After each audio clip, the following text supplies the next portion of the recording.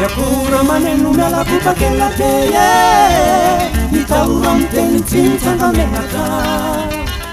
Natauni wabula na ufana naranyeye Aluva sua tsara wando taranaka Ambaranyam na ufizani wabulana Umba voluan ya vandulana Ambaranyam na ufizani wabulane Umba voluan ya vandulana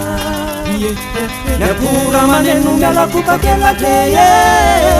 Nitaurante nitsintsanga menaka Natauni wabula na ufana naraneye Uluva sua tsara wando taranaka Ambaranyam na ufizani wabulana Umba voluan ya vandulana Ambaranyam na ufizani wabulane Umba voluan ya vandulana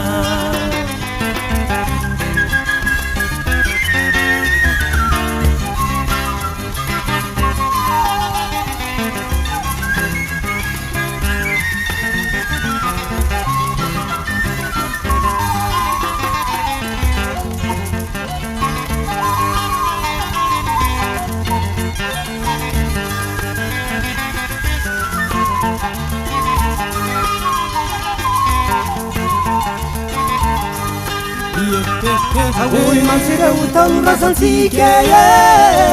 Niasa tsy vita tsy fanatonana Izay olona mandala fihavanane No maniotika ny fiarahamonina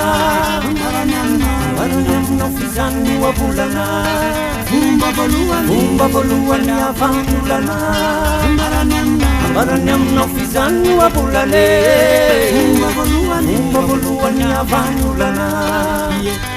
Aoi mansire utaura zantsika Niasa tsy vita tsy fanatonana Izay olona mandala fihavanane No mamiotika ny fiarahamonina Ambaranyam na ufizany wabulana Umba voluan ya vandulana Ambaranyam na ufizany wabulane Umba voluan ya vandulana